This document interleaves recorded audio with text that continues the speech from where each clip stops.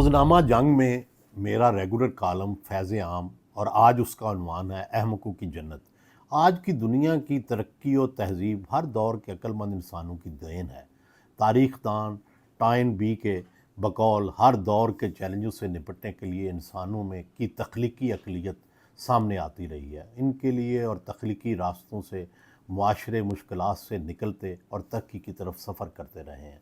जब ये तख्लीकी अक़लियत यानी क्रिएटिव माइनॉरिटी कोई हल निकालती है तो फिर मुआशरे की अक्सरियती आबादी इस हल को नकल करके बहरानों से निकल जाती है। अफसोस यह है कि दुनिया को आगे ले जाने वाले अक्लमंद लोग तजादस्तान के तख्त ताज और क़यादत में दूर दूर तक नज़र नहीं आते। सियासत के फैसलों को देखें तो यूँ लगता है जैसे हम अहमकों की जन्नत में आ गए हैं। ऐसे ऐसे बेवकूफ़ाना फ़ैसले किए जाते हैं कि अक्ल दंग रह जाती है। तहरीक इंसाफ की सियासत अहमकाना फ़ैसलों की बेहतरीन मिसाल है। लीडर से लेकर कारकुन तक चाहता है कि मुक़्तदरा और तहरीक इंसाफ के दरमियान सुलह हो जाए ताकि पार्टी और इमरान खान को कुछ रिलीफ मिले। मगर 8 सितंबर के जलसे में जो हिकमत अमली तैयार की गई उससे तो मुक़्तदरा से तलख़ी बढ़ी, रास्ते बंद हुए। अगर तहरीक इंसाफ की ऐनक से देखा जाए और उनका सियासी मफाद मद्देनज़र रखा जाए तो हालिया महीनों में तहरीक इंसाफ ने अपनी हरीफ नून लीग को सबसे ज़्यादा परेशान उस वक़्त किया जब उन्होंने 22 अगस्त का जलसा मुलतवी किया। नूनियों के तोते उड़ गए कि जेल के दरवाज़े किस तरह खुल गए, मुक़्तदरा के साथ खुफिया नामो प्याम कैसे हुआ। अगर अकल से काम लेते तो इंसाफिये इसी बयानी को बढ़ाते और अपने मुखालफों को कार्नर करते। मगर जलसे में जो जारहाना ज़ुबान मुक़्तदरा के बारे में इख्तियार की गई उससे उन्होंने 22 अगस्त को जो सियासी बढ़तरी हासिल की थी वो फिर से सिफर तक ले गए, बल्कि उससे भी मनफी दर्जों में इनके चले गई।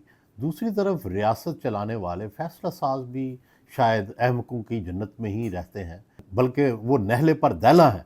तहरीक इंसाफ के जलसे की ज़ुबान पर हर तरफ से तनकीद हुई, मगर दूसरे ही दिन फैसला साजों ने पार्लियामेंट पर छापा मारकर गिरफ्तारियों का जो सिलसिला शुरू किया वो तहरीक इंसाफ से भी बड़ा हमाकत का फ़ैसला था। इस फैसले के बाद हर तोप का रुख फैसला साजों की तरफ हो गया और गंडापुर मजलूम लगने लगे। दोनों तरफ के इन इक़दामात से साफ ज़ाहिर होता है कि अकल के अंधे बहरान को हल ही नहीं होने दे रहे। दोनों तरफ के अहमक फ़ैसले ही ऐसे कर रहे हैं जिससे कोई हल ना निकले।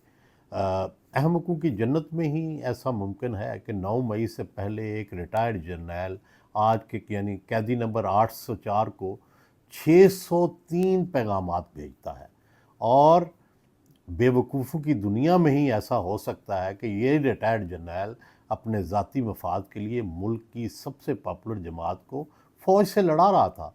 इस मकसद के लिए उसने तहरीक इंसाफ के 38 लीडर से राब्ते कायम कर रखे थे जिनको वो बराह रास्त पैगामात के ज़रिए हदायत देता था। इसी दुनिया में ये भी हुआ है कि जनरल बाजवा को भी जनरल फैज़ बेवकूफ़ बनाते रहे हैं। जनरल बाजवा के एक करीबी सियासतदान ने इंकशाफ किया है कि जनरल फैज़ की वो सारी साजिश बेनकाब हो गई है कि किस तरह से वो जनरल आसम मुनीर के ख़िलाफ़ झूठा प्रोपेगेंडा और इल्ज़ामात जनरल बाजवा तक पहुँचाते रहे हैं। जनरल बाजवा को वो सारा मवाद दिखा दिया गया है और जनरल बाजवा भी अब जनरल फैज़ के मददगार नहीं रहे। जब अहले सियासत की डोरियां कोई मफाद परस्त हलाए तो मुल्क क्या खाक आगे बढ़ेगा। तरक्की और मुफाहमत का रास्ता कैसे अपनाया जाएगा। तो ज़ादस्तान के अहमकों का सबसे बड़ा अलमिया ये है कि वो ख़ुद को सबसे ज़्यादा अक्लमंद समझते हैं। अंग्रेज़ी के फ़िलासफ़र ड्रामा निगार विलियम शेक्सपियर ने एज़ यू लाइक इट में लिखा था, the fool doth think he is wise but the wise man knows himself to be a फूल।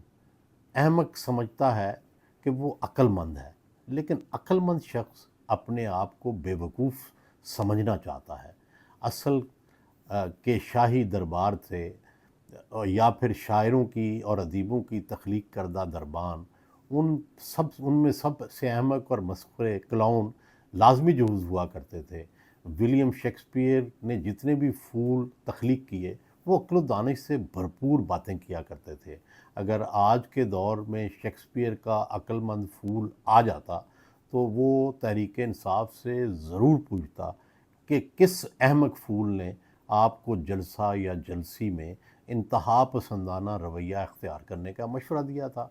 کیا اس کا عمران خان کو فائدہ ہوا ہے یا نقصان؟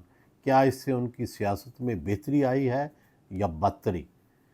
مگر تزادستان احمقوں کی اصل جنت ہے، اس لیے پارٹی کے اندر کوئی بھی سیاسی نفع یا نقصان کا تجزیہ پیش نہیں کرے گا، اور نہ ہی پارٹی اپنی غلطیوں سے سیکھ کر اپنی اصلاح کرے گی۔ وہی اہم بات، احمقوں کی سب سے بڑی خرابی یہ ہوتی ہے کہ وہ خود کو عقل مند اور دوسروں کو بے وقوف سمجھتے ہیں۔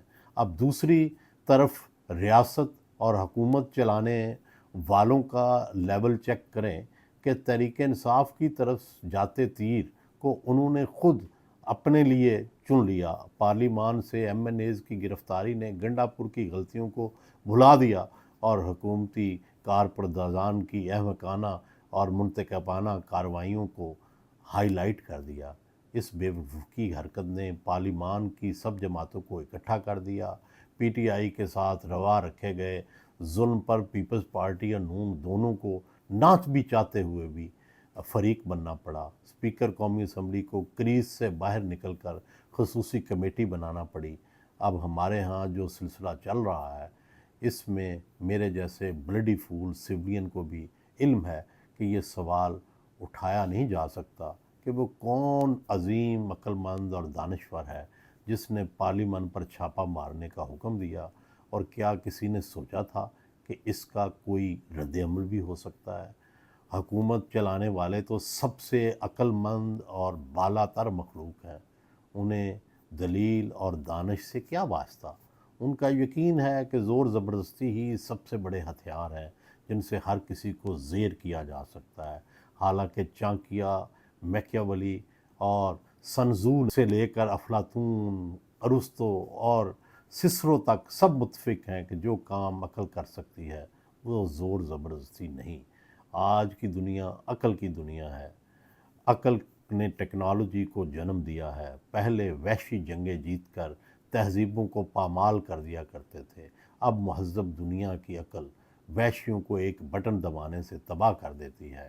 کاش پاکستان کا حکمران طبقہ اور سارے اہل سیاست حماقتوں سے نکلیں، عقل و دانش کا سہارا لیں، اندھی عقیدتوں کی بجائے منطق سے لیس ہوں، حکمران طاقت کے نشے سے نکل کر عقل کو بروئے کار لائیں۔ اے کاش!